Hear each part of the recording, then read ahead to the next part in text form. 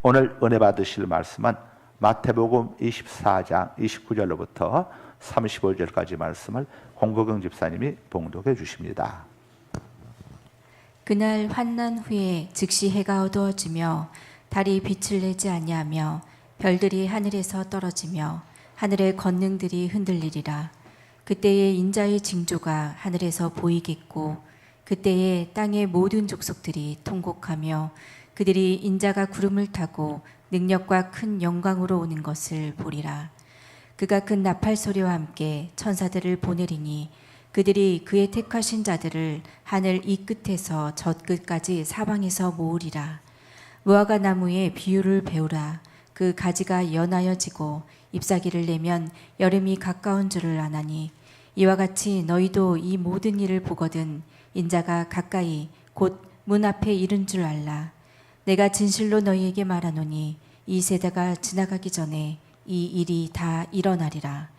천지는 없어질지언정 내 말은 없어지지 아니하니라. 아멘. 아멘. 그날 환난 후에라고 하는 제목으로 함께 은혜를 나누도록 하겠습니다. 예수님의 재림은 도적같이 아무도 모르게 임하십니다. 그러나 동시에 이 세상 모든 사람이 다 알도록 공개적으로 이 땅에 임하십니다. 모순되는 것 같은데 전혀 모순되지 않습니다. 자, 여러분, 영화 춘향전을 한번 여러분 생각해 보시기 바랍니다. 춘향전 영화 안 보신 분들 거의 없죠. 책을 읽으셨든지 텔레비전이나 영화로 보셨겠죠. 그 영화 춘향전에 보게 되면은 의사도 이몽룡이 암행어사 출도야 하고 그때 이제 외칠 때 모습을 한번 생각해 보기 바랍니다. 이도령이 자 바로 그 암행어사 출도야가를 외치기 전까지 거린으로 거짓 차림으로 이제 변장을 하고 변사또 지금 생일잔치에 그 참석을 했습니다.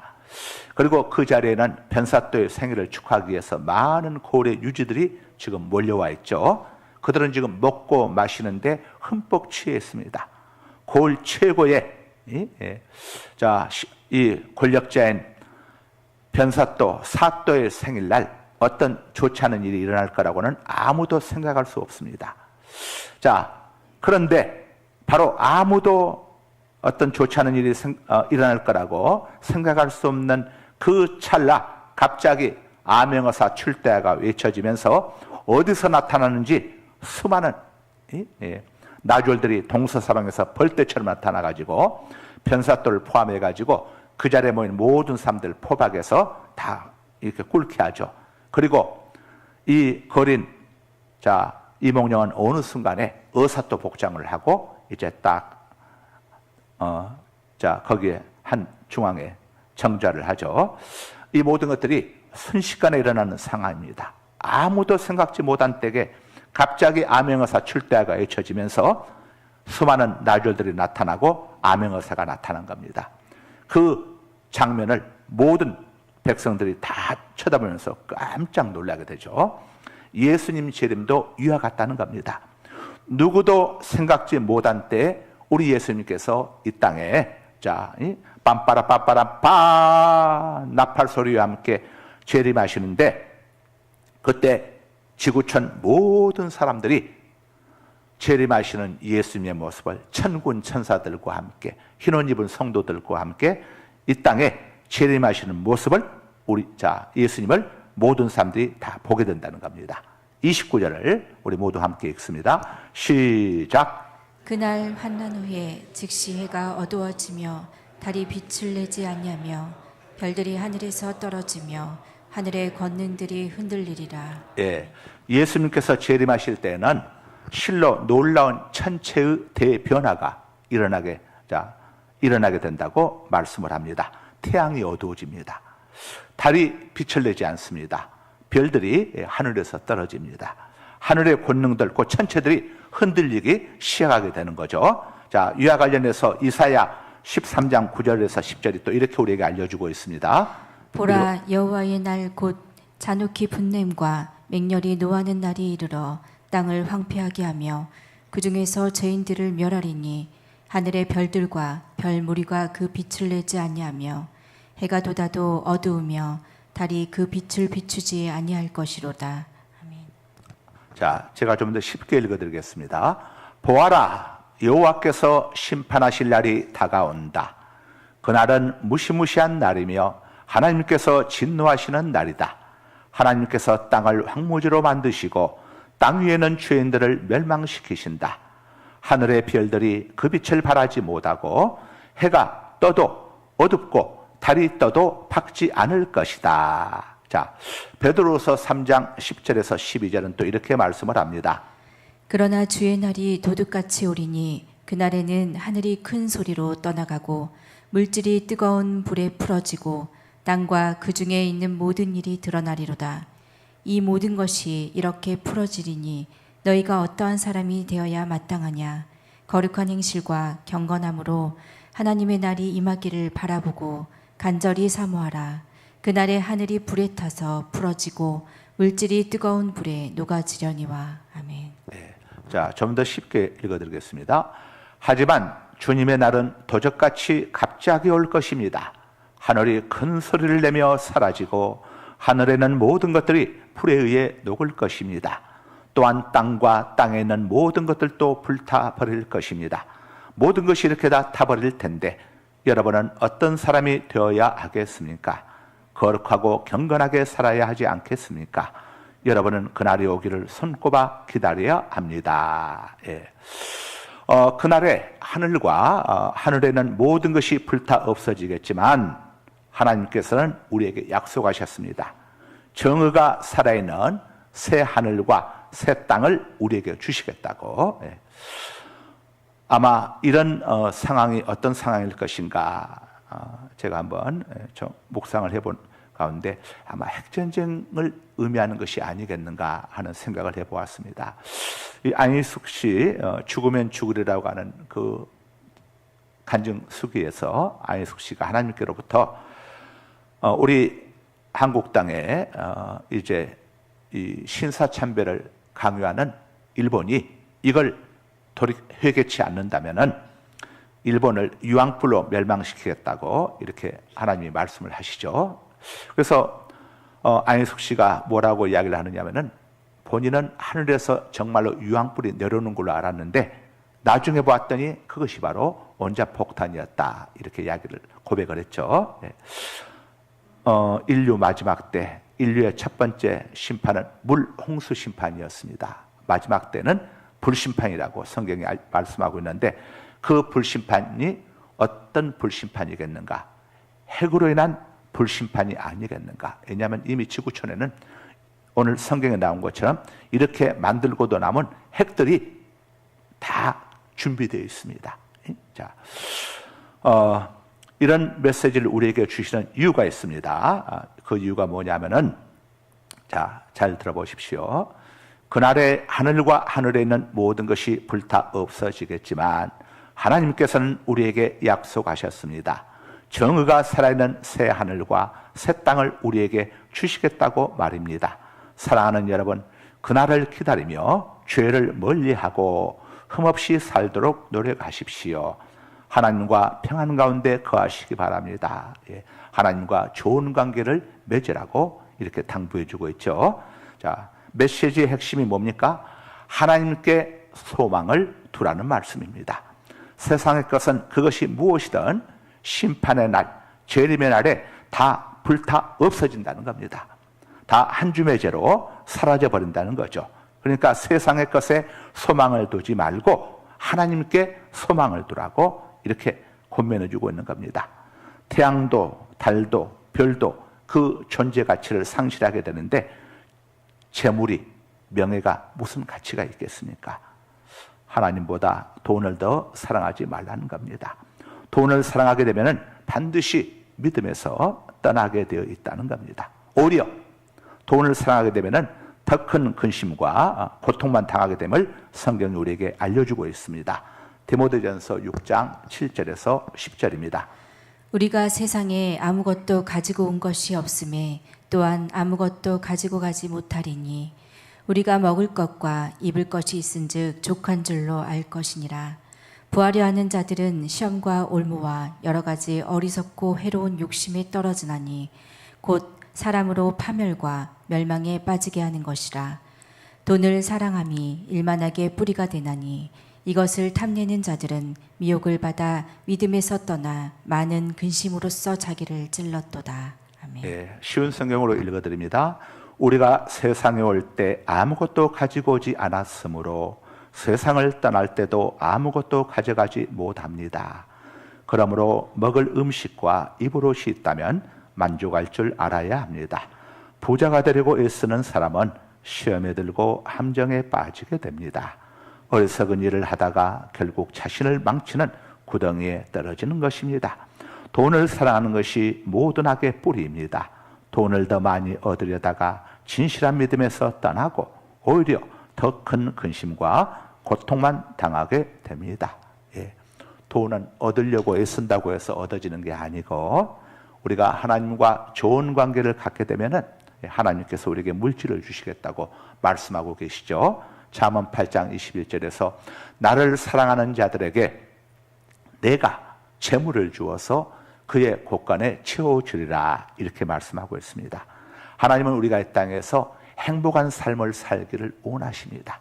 그리고 영원히 행복한 삶을 살기를 원하셔서 독생자 예수님을 이 땅에 보내주셔서 우리가 이 땅에서 죄로부터 해방되고 저주로부터 해방되고 죽음 하나님과의 영적 단절로부터 해방되어서 영원히 행복하게 살아갈 수 있도록 예수님을 보내주시고 그 예수님을 영접하고 믿는 자에게 하나님의 자녀가 되는 특별한 권세를 주시고 그리고 우리가 이 땅에서 행복하게 살고 이 땅 떠나면은 낙원 천국에서 영원히 행복하게 살도록 우리를 위해서 낙원도 천국도 다 예배두고 계십니다. 그리고 우리 몸이 한 줌의 죄로 사라질지라도 예수님이 다시 오실 때에 한 줌의 죄로 사라진 우리 몸이 다시 부활합니다.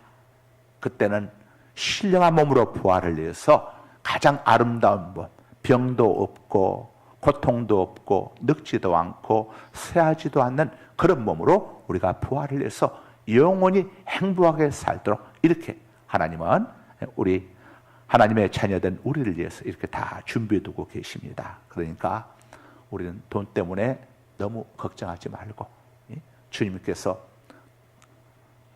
먹고 마시는 문제, 돈 문제 걱정하지 말라고 말씀하지 않습니까? 내일 일을 걱정하지 말아라. 뭘 먹을까, 뭘 마실까, 뭘 입을까 이런 거 걱정하지 말아라. 하늘나는 새를 보아라. 새가 농사지은 일이 있느냐, 또 곡식을 쌓아둘 창고가 있느냐. 그럼에도 태초로부터 오늘에 이르기까지 노아 홍수 때도 내가 저들을 다 먹이고 입히며 살려주었거늘 하물며 너희일까 보냐. 믿음이 적은 자들아 두려워하지 말라 이렇게 말씀하고 계시죠. 그래서 여러분 걱정, 염려, 근심 내려놓으십시오. 걱정, 염려, 근심이 있으면 우리가 행복할 수 없지 않습니까? 하나님 우리가 행복하게 살기를 원하시는데 괜히 쓸데없는 것, 걱정 안 해도 될 것 걱정해가지고 우리가 땅에서 행복하게 살지 못하는 것을 하나님께서 더 안타까워하시는 겁니다. 옛날 중국에 기우라고 하는 사람이 춘추시대에 있었잖아요. 쓸데없는 걱정, 하늘이 무너지면 어떻게 하나, 땅이 꺼지면 어떻게 하나. 그래서 그 사람의 이름이 기우입니다. 안 해도 되는 걱정을, 쓸데없는 걱정을 했던 사람이죠. 우리는 하나님을 신뢰하고 하나님은 절대 실수하지 않습니다. 결코 해로운 걸 주시지 않습니다. 모든 걸 합력하여 선을 이루어 주십니다. 그러니까 쓸데없는 걱정하지 마시고 여러분들 우리가 그저 해야 할 일은 뭡니까? 데살로니가전서 5장 14절에서 16절에 우리에게 세 가지를 주지 않습니까? 메시지를 항상 기뻐해라. 항상 행복하게 살라 이겁니다. 쉬지 말고 기도해라. 뭐든지 필요한 것이 있으면 하나님께 구하고 또 하나님께 의논하고 하나님과 함께 기쁨도 나누고 슬픔도 나누고 쉬지 말고 나와 대화하자. 범사에 감사하라. 지금 힘들고 일이 좀 안 풀리지 않고 꼬이고 있을지라도 하나님은 모든 것을 합력하여 선을 이루어 주시는 분이니까 하나님을 신뢰하고 범사에 감사하라. 이렇게 우리에게 권면해 주고 있지 않습니까? 이 세 가지를 지키면 우리가 행복한 삶을 살아갈 수 있어요. 하나님을 신뢰하는 분량이 분량만큼 그 사람 행복의 분량이 커지는 겁니다. 하나님을 온전히 신뢰하시고 하나님은 우리의 머리카락 숫자까지도 다 헤아리고 계시지 않습니까? 걱정 염려하지 마시고 하나님 매뉴얼대로 하나님 말씀대로만 행하면 됩니다. 할렐루야. 자 30절을 함께 우리 읽으십니다. 이렇게 시작. 그때에 인자의 징조가 하늘에서 보이겠고 그때에 땅의 모든 족속들이 통곡하며 그들이 인자가 구름을 타고 능력과 큰 영광으로 오는 것을 보리라. 자, 예수님이 다시 오실 때에 예수님을 십자가에 못 박은 자들과 예수님을 부인하며 그분을 멸시하고 조롱했던 모든 사람들이 영광 중에 오시는 예수님을 바라보며 자신들의 어리석음에 가슴을 치면서 후회하고 통곡하게 된다는 겁니다. 아, 그때 내가 왜 예수님을 십자가에 못 박으라고 했던가? 예수님을 향하여 돌팔매질을 하고 예수님을 죽여야 한다고 소리쳐 외쳤던가 하고 후회하며 통곡하게 된다는 것이죠. 예수님이 땅에 재림하실 때에 어떤 사건이 일어나게 되냐면은 몸이 죽었던 몸들이 부활하는 사건이 일어나게 됩니다. 이 부활은 예수 믿고 죽은 우리 성도들에게만 일어나는 게 아니고 예수 믿지 않고 예수님을 대적하고 죽였던 그들 모두도 다 부활을 합니다. 부활에는 두 가지가 있습니다. 우리 성도들의 부활을 생명의 부활이라고 합니다. 그리고 불신자들의 부활을 사망의 부활이라고 합니다. 그래서 그때 예수님을 믿지 않고 죽었다가 그 영혼들이 음부에 가서 고통받고 있는 그들이 죽었던 몸과 다시 하나가 되는 겁니다. 그래서 그들의 영혼과 몸이 다시 부활을 해서 사망의 부활을 해서 지옥에 가서 음부보다 더 끔찍한 지옥 속에 던져져서 영원히 고통을 받게 되는 것이죠. 예. 자, 음부는 지옥의 전 단계입니다. 낙원은 천국의 전 단계처럼 또 우리 예수 믿고 구원받은 성도들은 우리의 몸도 다시 부활을 해서 이제는 천국에서 영원히 우리가 영생 복락을 누리게 되는 것이죠. 그러니 그때 오래전에 예수님을 죽였던 그들이 부활을 사망의 부활을 하면서 예수님을 바라보는 겁니다. 아니 우리가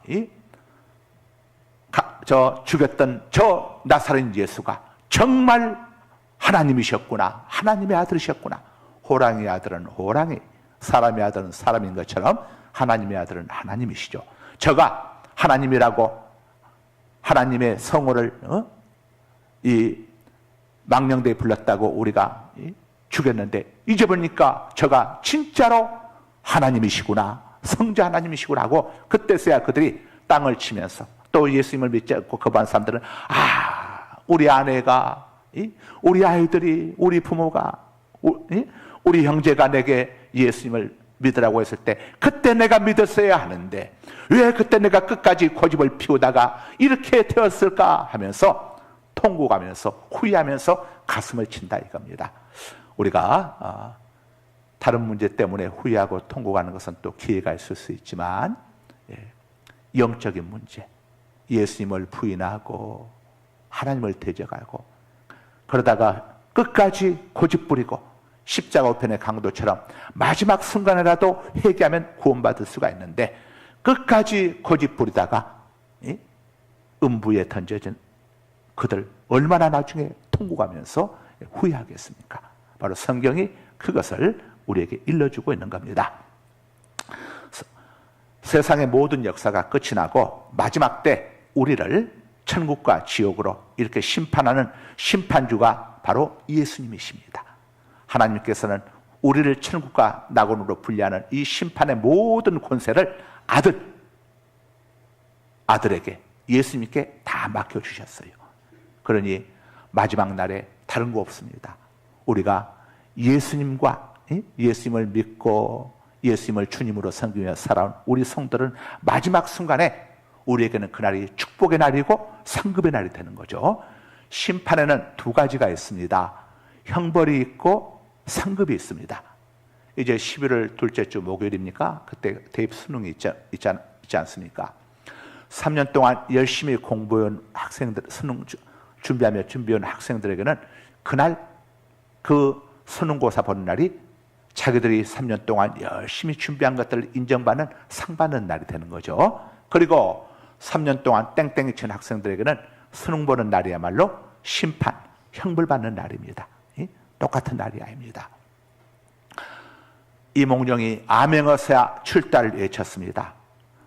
학정을 하면서 백성들의 세금을 고의를 빨아먹은 변사또와 그에게 달라붙었던 이 아부꾼들에게는 그날이 형벌의 날이지만 이도령에 대한 지조를 지키기 위해서 변사또의 이 회유와 압박을, 협박을 끝까지 거부하면서 이렇게 지조를 지켰던 춘향에게는 암행어사 출두에 치는 그날이야말로 축복의 날이고 상급의 날이 아닐 수가 없습니다. 자, 예수님이 오시는 그날은 모두 형벌의 날이, 불신자에게는 형벌의 날이지만 우리 성도들에게는 그날이야말로 예수님 때문에 이 땅에서 손해보고 고난받고 억울한 일 당하고, 여러분 이런 것들 많이 있지 않습니까? 이런 것들에 대해서 하나님께로부터 보상받고 상금받는 축복의 날이 바로 예수님이 땅에 재림하시는 날이 되는 겁니다. 자, 그러므로 우리는 이 땅에 살면서 무엇보다도 항상 그날을 가장 준비합니다. 우리 외국 갈 때에, 해외 나갈 때에 2박 3일만 나가도 준비들 몇 개월 전부터 항공권 예약을 하고 현지 숙소 예약을 하고 그리고 준비들 하지 않습니까? 미리부터 다 준비합니다.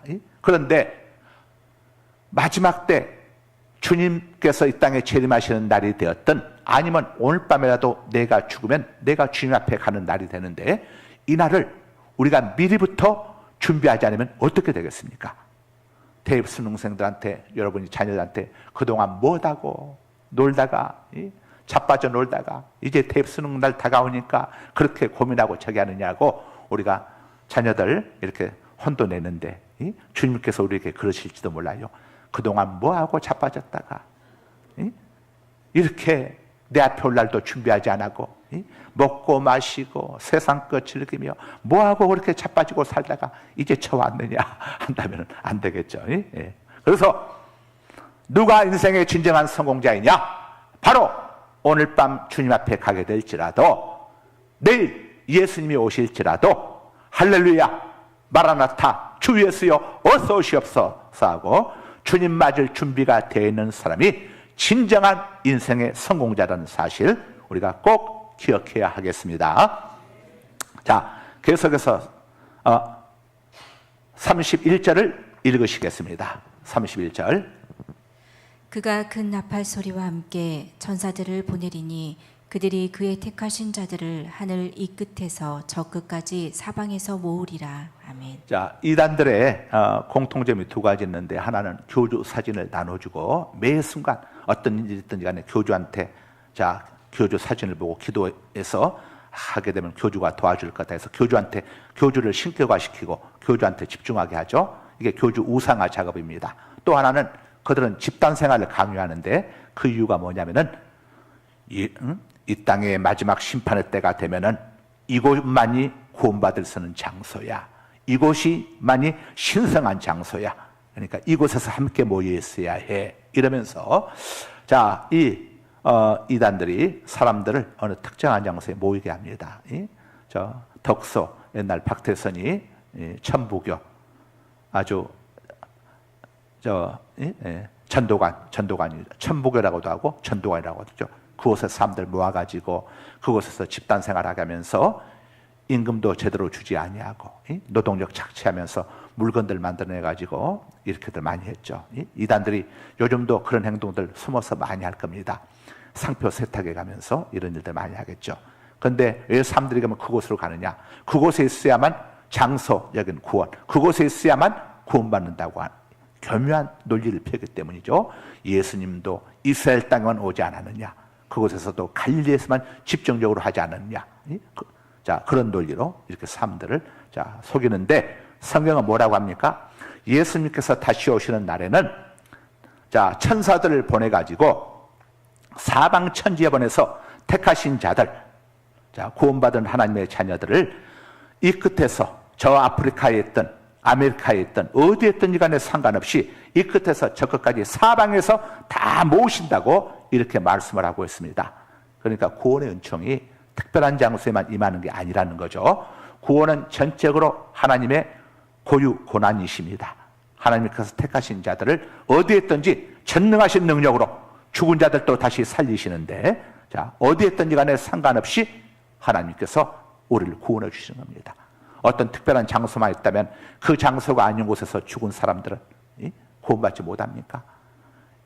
이단들은 우리 종판에 들어야만 구원받는다고 하는데, 그 이단이 이 땅에 존재하기 이전에 예수님 믿었던 사람들은 그럼 어떻게 구원받았겠습니까? 우리가 이단들 하는 말 속에는 엄청난 모순이 있습니다. 그런데 미혹되면 안 되는 것이죠. 자, 중요한 것은 우리가 그럼 하나님께 구원받은 하나님의 백성인가 하는 이 질문 앞에 우리 모두가 도달하게 됩니다. 자, 여러분이 지금 오늘 하나님을 예배하는 이 복된 자리에 올라와 있다고 하는 것이 하나님께 구원받은 하나님의 백성이라고 하는 확실한 증거가 되는 것이죠. 요한복음 6장 44절입니다.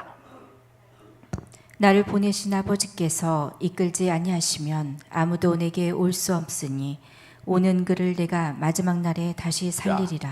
하나님 아버지께서 우리를 택해서 불러주시지 아니하면은 하나님 앞에 아무도 올 수 없다고 이렇게 말씀을 하고 계시죠. 여러분이 오늘 또 이 자리에 왜 올라오셨습니까? 하나님이 여러분을 부르셨기 때문에 올라온 겁니다. 여러분의 발로 올라오셨지만은 성령께서 여러분의 마음을 감동시키시고 불러주셨기 때문에 이 자리에 올라오신 거예요. 자, 오늘 거룩한 날에 하나님을 예배하는 자리에 올라간 성도들이 그냥 올라가는 게 아닙니다. 하나님께서 천군 천사들 통해서 그들의 마음을 만져주시고 불러주셨기 때문에 하나님을 예배하는 자리에 올라가게 된 것이죠. 또 요한복음 6장 65절은 이렇게 말씀을 합니다. 또 이르시되 그러므로 전에 너희에게 말하기를 내 아버지께서 오게 하여 주지 아니하시면 누구든지 내게 올 수 없다 하였노라 하시니라. 하나님의 은혜가 없이는 예수님을 믿을 수도 없고 주님이라고 부를 수도 없고 주님의 몸된 교회에 올라서 하나님 앞에 예배할 수도 없다는 것을 알려주고 있습니다. 또 성경은 우리가 성령의 역사가 아니고서는 예수님을 향하여 주님, 주여라고 부를 수도 없다고 우리에게 알려주고 있습니다. 고린도전서 12장 3절입니다. 그러므로 내가 너희에게 알리노니 하나님의 영으로 말하는 자는 성령으로 말하는 자는 누구든지 예수를 저주할 자라 하지 아니하고 예수님에 대해서 악담이나 저주를 퍼붓지 아니하고 또 성령으로 아니하고는 성령의 역사가 없이는 누구든지 예수를 주시라 할 수 없느니라. 여러분들이 나는 방언도 못하고 큰 어떤 능력 은혜도 못 받은 것 같은데 나는 성령의 역사가 없는가 봐. 아닙니다. 성령의 역사 속에는 불같은 역사도 있지만 비둘기 같은 역사도 있고, 자, 하나님의 은혜는 우리가 전혀 바람과 같아서 바람이 어디서 불고 어디로 가는지 알 수 없는 것처럼 이미 성령의 역사를 다 은혜를 입었음에도 이걸 전혀 느끼지 못하고 살아가는 사람들이, 성도들이 부족히 있습니다. 여러분, 중요한 것은 성령님의 역사가 없이는 하나님의 택함을 받지 않고서는 예수님을 주라고 부를 수도 없고, 그리고 우리가 하나님 앞에 올라올 수도 없다는 사실입니다. 우리 성도들이 예수님을 향하여 저주할 수 있는 저주하는 사람이 있습니까? 불신자들은 예수님을 향하여 저주하기도 하고 예수가 누구냐? 2000년 전 저 예루살렘 언덕에서 십자가에 못 박혀 죽었지 않느냐 하면서 여러분 예수님을 모독하고 부인하고 훼손하지만 하나님께 택함받은 하나님의 백성들은 예수님께 대해서 예수님하고 부르기만 해도 가슴이 찐하고 멍하고, 예수님에 관한 십자가 그런 어떤 동영상만 봐도 그냥 가슴이 울컥하면서 이런 게 느껴지지 않습니까? 이런 것들이 성령님의 역사, 하나님께 구원받은 하나님의 백성의 증거고, 가장 우리가 늘 확인할 수 있는 증거는 하나님 앞에서 이렇게 주일날 하나님 앞에 올라서 주일날 하나님 앞에 예배드리는 것, 이게 바로 하나님과 사람 앞에 보여지는 우리의 영적 신분증이 되는 겁니다. 자, 오늘 여기까지 하겠습니다. 기도합니다. 거룩하신 우리 아버지 하나님 감사합니다. 저희들 예수 그리스도의 대속의 공로를 통해서 죄의 종이었던 저희들 우리의 죄값을 하나님이 예수님의 생명으로 다 갚아주시고 하나님의 자녀로 삼아주신 것을 만만 감사드립니다. 또 성령 하나님께서 우리들 속에 믿음 주시고 은혜 주셔서 얼굴도 보지 못하고 한 번도 만난 적이 없었던 2000년 전 저 유대 땅에 오셨던 나사렛 예수가 하나님의 아들이시고 온 세상의 구원자이시며 예수님을 믿음으로 구원받으셨다는 사실이 깨달아지고 믿어지도록 우리 마음을 감화 감동시키심으로 또 세례받게 하여 주시고 하나님의 자녀가 되게 하여 주시며 이렇게 주일마다 하나님 전에 올라와 예배할 수 있게 하심을 감사드립니다. 아버지 하나님, 우리의 모든 허물과 추악함과 흉측한 죄악들 우리 예수님이 다 갚아주셨다고 하는 이 믿음을 가지고 늘 기뻐하고 감사하며 하나님께 영광 올리며 살아가는 우리 성도님들 되게 하여 주시고 다시 오실 우리 예수님을 맞이하기에 부족함이 없도록 이제 예수님의 신부답게 춘향이처럼 세상에 빠지지 아니하고 하나님의 우리 예수님의 거룩한 신부로서의 정죄를 지키며 아름다운 신앙의 삶을 살아가는 우리 모두가 되게 하여 주옵소서. 예수님 이름으로 기도드리옵나이다. 아멘.